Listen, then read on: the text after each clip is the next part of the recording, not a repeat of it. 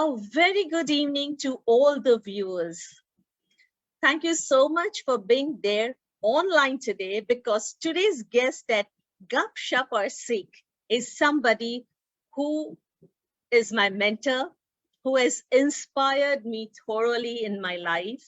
And you know what? I'm a little bit nervous as well today in his presence, but I don't want to show that because I want the world to know who inspires me. And that's where I have started the series of Shup or Seekh. He is a gentleman who always believes that achievement is a function of choices, actions, and imprints you create for yourself. Have you understood who he is? Yet not? Okay, then let me introduce him to you. He is Dr. Mangesh Das.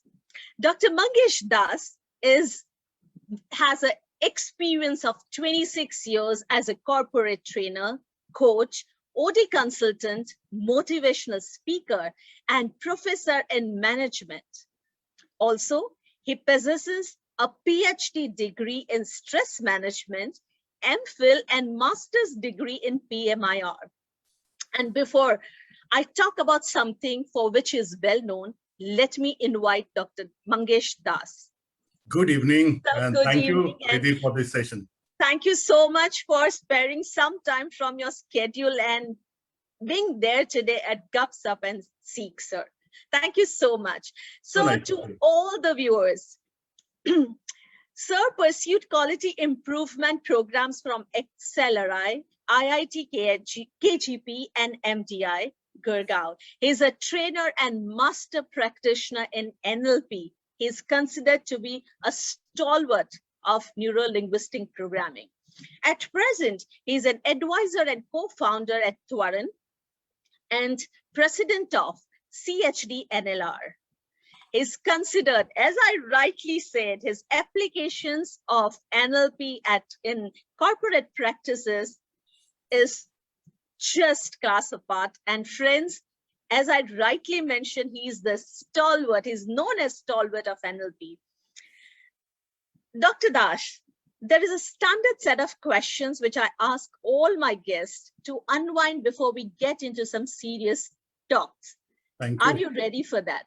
Oh, yes. So nice of you. Thank you. Lovely.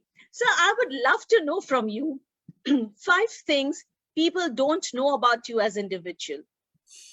Wonderful. I will just say, even when you talk about the 5 things, it so happened even I didn't know about certain things about me. During one of the training program, I had someone as my co-participant, and we are just sharing, the life moments where we got from a moment where the life was freezed to a moment when the life has a choice and the life moved on. While I was telling about my stories, my friend co-participant, she told me about a quality when I realized, I told, oh my, amazing, and this, I think many of people that may not be knowing, this is called as peacefully aggressive. So oh, wow. she told, Mangesh, you are very aggressive. And the thing is that people never see that aggression because you are very peaceful. So this is something which was a discovery for myself. And I will tell, yes, it is even a point for others. So I have learned a new thing, a new word, I would say, peaceful aggression. Lovely, sir. And similarly, another thing, I have noticed or I came to know about it during another incident. Once I had invited someone to speak, he was a speaker. So since I was the director of a business school, so I have invited a speaker. So while, what happened when the speaker was about to come, his flight got delayed. So all the audience are waiting and he was in a hurry. So when he came for the session, I asked him, and he was just in a casuals, he flew. So I thought he will be changing the dress. I told, would you not like to change your dress before the talk? He told, Mangesh, I understand dress code is essential. Along with dress code, what is more important is the mind code. And he says, my mind code is so powerful that, it doesn't matter, people will not notice. And then from that moment, I found this is another mechanism I have implemented in me. So which maybe people may not be knowing, that I redesign my mind code from, time to time. And that is really, really helping me. Wow, lovely, lovely. That's amazing, sir. Yeah, another point, it can be like, mostly I have seen it's not like any gender driven. Sometimes people, they realize a presence of a glass ceiling in the profession or personal life when they grow. So Absolutely. it's not only gender driven, it's for anything, And I am a person being a mentor. I help people to break through that glass ceiling. So I say from glass ceiling to choice. So this is something many of them may not be knowing about me because I'm more known as a trainer. Along with that, when I coach people, that is something which is going. And I have also realized like another thing which is very strongly present in me is the quality of bouncing back. So in the Ah, life, yeah, so there were a couple of challenges. It didn't hold me down for a long time. So which is called as, maybe today we are talking about highly resilient. So this is something I always have seen my life journey goes. And one more thing, always I believe I talk to my participant, which is called as, contributing to the trust ecology. If somebody trusts me, I trust the person. We actually create an ecology. And with that, we move on. So which is called, like, sometimes we forgive to move on. So this trust ecology may be another point, which is a values in me to a great extent. awesome. And who better than me can resonate with it, sir? Because friends, you need to know. How did I meet sir? So I met Dr. Mangesh Das through AOT, that's Association of Trainers. But I don't know, whenever I see him, whenever I see his sessions, his posts, somewhere there was something which was kind of, I always felt that I'm learning something each time he speaks. He had conducted a session at Association of Trainers where I'm heading, I'm a part of the core team, and sir had told something about the proposal. How do you create a proposal for training programs? And I have been implementing that. Not only that, 2 years ago, I wanted to rework on the goals I was setting for myself. So each year from 25th December to 31st December, I take a break from work and I create goals for myself for the coming year. 2019, I was just clueless because I didn't know there were so many things happening at my end, at my professional front end. I was a little clueless. And Arun Chitlangia sir told me that the best person who can help you is Dr. Das, and you connect with him. And I left a message for him. Believe me, friends, in spite of his heavy, I would not even heavy, I would say very tight schedule and constant travels that was happening in 2019 for him, he did spare time for me. He did coach me how to set goals for myself. And he showed me such a wonderful and such a simple way of doing it that 2020 and 2021 have been really easy for me. It didn't take much time for me to plan my year. So I'm indebted because you taught me something which was so simple, but it was worth and much necessary for me to implement while I was handling so many fronts. I was working on so many fronts, I would say. And so, I must also tell you before you proceed further, Riddhi is somebody who voluntarily helps people. Whenever you are in stress and you need someone, believe me, Miss Riddhi is amazing. So you must connect with her all time. So that is something which I have learned from you and Mr. Chitlangia. So kudos to both of you. Going on to the rapid fire round, sir, second question for you. 4 things that are most dear to you. This is very interesting. I always realize that although this realization has come in maybe last 1.5 years, that my vision, of late, I realized that my vision is NLP in every home. And when I realized that, it is so much dear to me, almost you can say whenever my awareness is in conscious, I'm definitely thinking about it. And there is my entire family of members who are NLP with Dr. Mangesh, they're all helping me out. So this is something which is there within my heart, and it is very dear to me that how can I make at least one NLP in every home, because I've seen if one person will be trained, then the whole atmosphere of the home will be different, positivity. So this is one of the ideas. My second thing, which is very dear to me, are my well-wishers. Like Ms. Riddhi, you are my well-wisher, similarly Dr. Swati, and a lot of people, who are my well-wishers. They are always dear to me. At least I take, I feel good when I connect with them, I speak to them. And another thing which is always close to my heart is any of the learning gears, whether it is a simple book or a mobile phone or even YouTube or anywhere, or even when I'm spending time with someone, if I find something is contributing to my growth, I find there is no substitute to that. Oh, And the wow. fourth, yeah, and the fourth thing is my daughter Evie. So, I'm very, very dear to me. So this is So something I always feel. amazing. So friends, I'm sure you have not seen this side of Dr. Mangesh Das. We have always seen him as somebody who motivates, somebody who's a stalwart at NLP, of NLP, somebody who is a professor, but we've never seen this side of Dr. Mangesh Das. Amazing, sir. So tell me three things which we often can find on your bedside table. This is something very interesting. Mostly one thing is definitely my mobile phone, because when we wake up, the mobile phone is there. Second, sometimes, I used to read a book before I sleep. So that book will be with me. Third thing, which is very unique to me, I hope some of you might be using, which is called as a pickup feather. So I believe this pickup feather, which is, I always get fascinated by that. So I feel it is something, if I wake up and look at it, maybe my whole day goes good. So these lovely. are the three things I just keep. Oh, wow. I never knew about this. Wonderful, sir. Good we are having a rapid fire round. So second last for you, two things you are very passionate about. One, I can say it's NLP. What is the other thing which you are very passionate about? Actually, one is definitely NLP. I'm very passionate about. Second is, I also love to cook. And, oh my goodness, that's lovely. So I love to cook, although the whole kitchen goes for a toss. I am always interested for the outcome. So these are the two things I always love.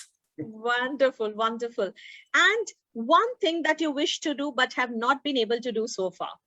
I always or some point of time, I wanted to be a fighter pilot. So that's why I could not be, although I cleared PABT in India National Defense Academy. That's called Pilot Aptitude Battery Test. Somehow I could not clear the whole, process. So this is what I always wanted to be. And now I am navigating life.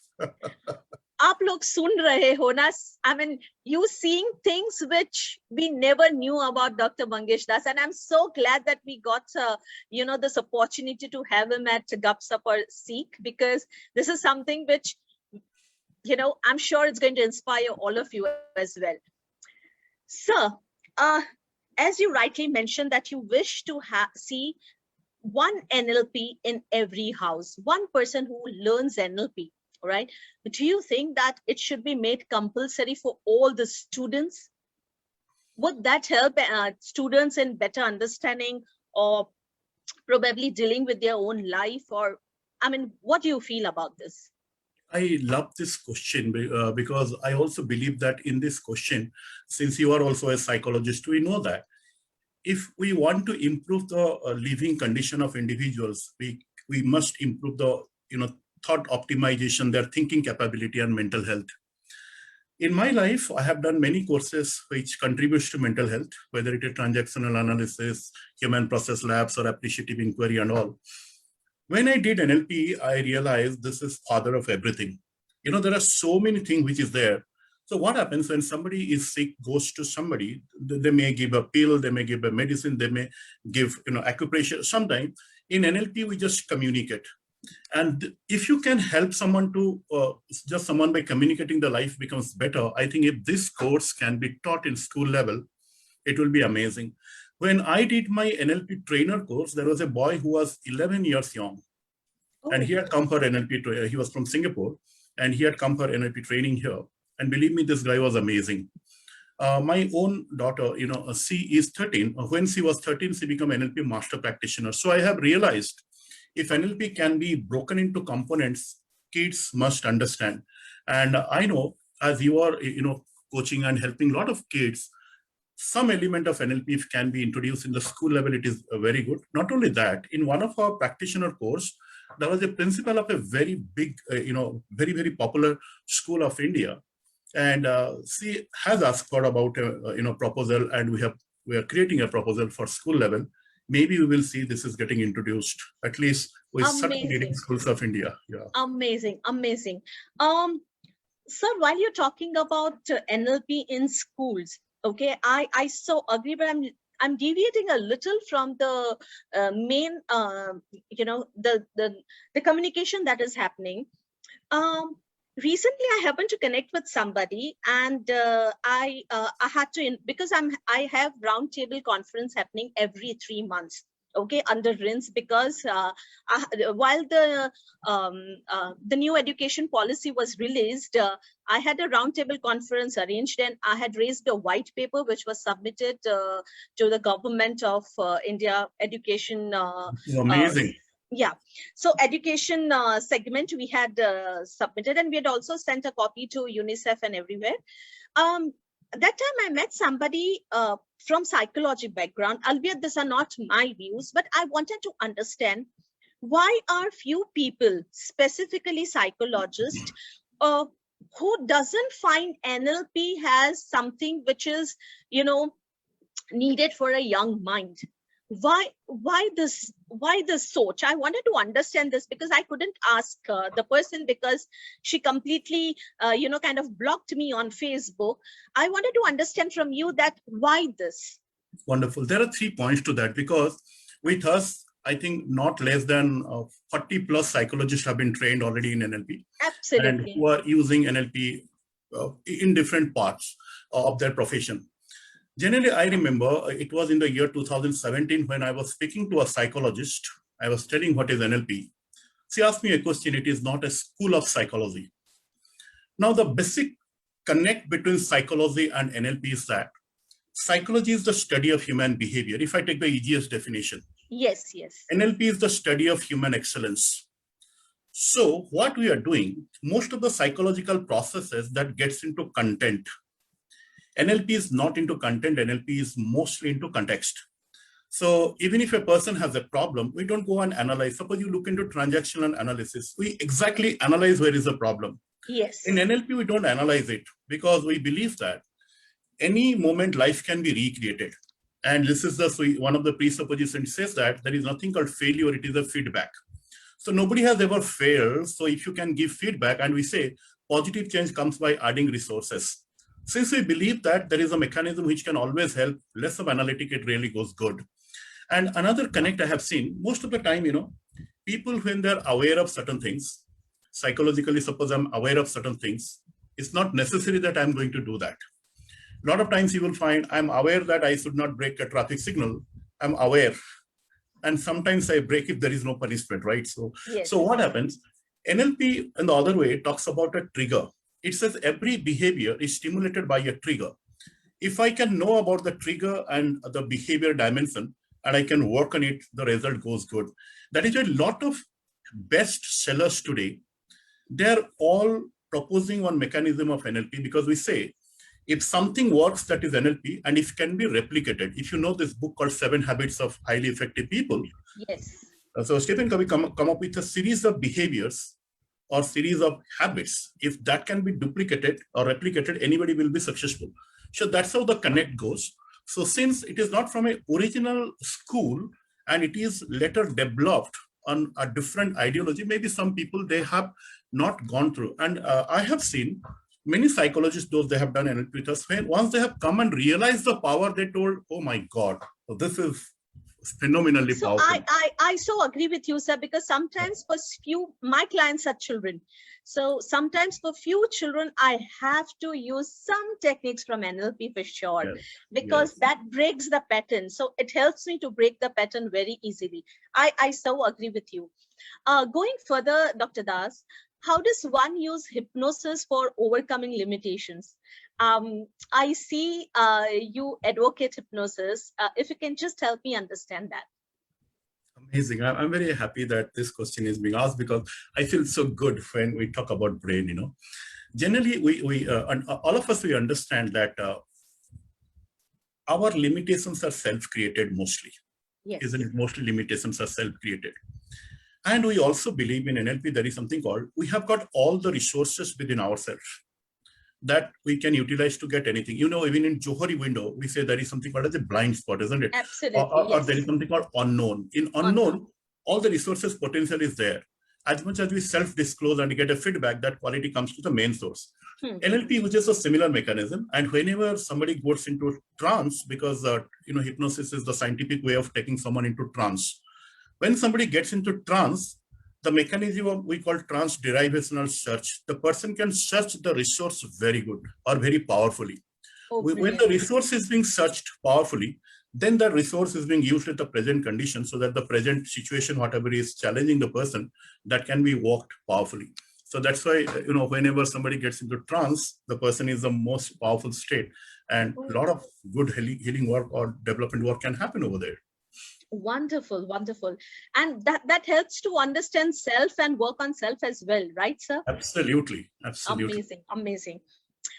Sir, in this current pandemic situation, what are the levels of stress you are seeing in people, and what do you suggest? How do they overcome it? Wonderful. And, generally what happens, any stress that comes up, and since you are also, an expert on that, we follow a mechanism which is called as general adaptation syndrome. We say when any pandemic or any situation comes, immediately our resistance falls down. All of us get stressed. Absolutely. After some time, we start coping. Then the resistance goes up. Then still we keep on coping. And once, if the situation goes out, it is very good. If the situation still remains, then again we get stressed. Absolutely. So I have seen the same pattern repeating with us. So when initially pandemic came, we are stressed.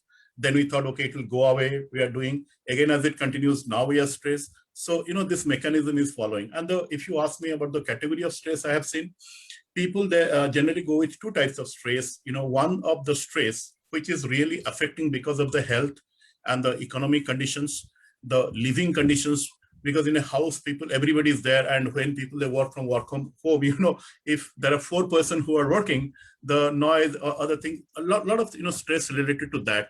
So it is a relationship. And do you think also it's because of losing people or insecurity Yes. due to loss of few people within the family structure? Absolutely. In my family, I lost someone who is very dear to me. So like that, people, when they lose someone, and second thing is that the certainty, assurance. Even if you are going with any process of medication, 100% assurance is not there. So that is why this stress is coming. And whatever we have, the protocol is there, we have to follow, we have to actually follow if you really want to control this epidemic or this process.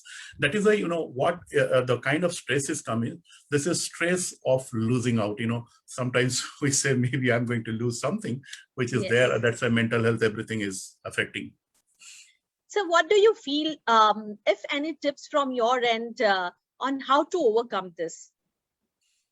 Generally, what happens, if we realize that one condition generally, even when we go on talk shows and we talk to people about this, stress, we say, if we realize that we feeling the stress or we experiencing the stress is not going to help in any way.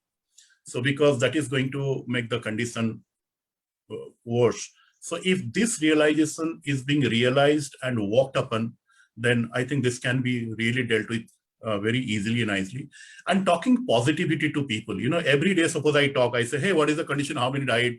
What happened? Where is the lockdown? We are talking mostly about the words, which is not helping us. If we start talking positive, maybe things will happen. And do you feel, sir, that media also adds to all this, probably positivity from there, and also needs to be reaching out to people? Yeah, media really does, to an extent in this, and it is also our response to media. Suppose I'm seeing, at a particular place, vaccination is happening. I should be feeling happy that good thing is happening.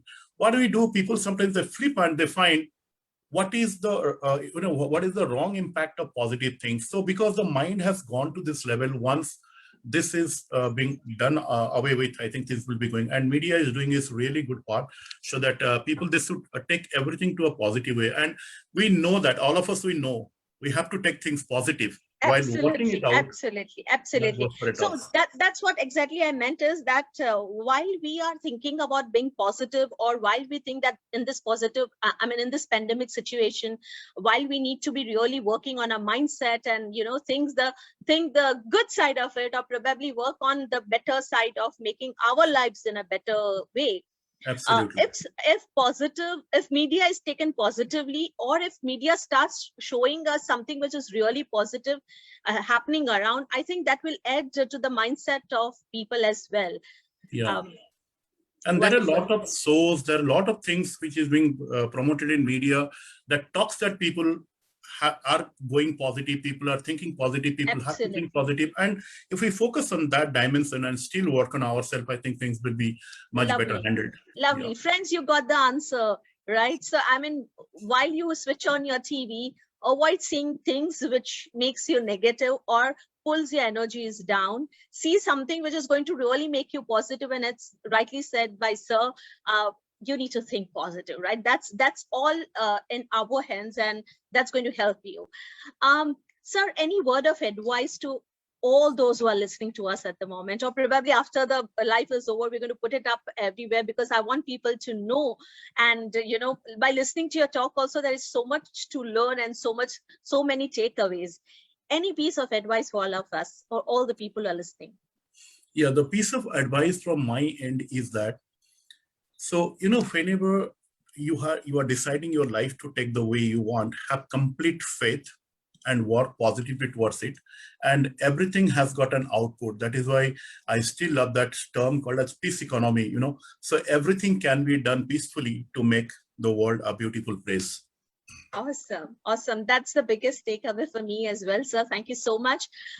Friends, I hope that you have written down all the things that sir has spoken today. If not, do watch the video, because there are things sir has said and you can implement. Even from the rapid fire, there were so many things that, you know, I felt that I should be kind of remembering it or try to inculcate it. I'm sure you must have felt that as well.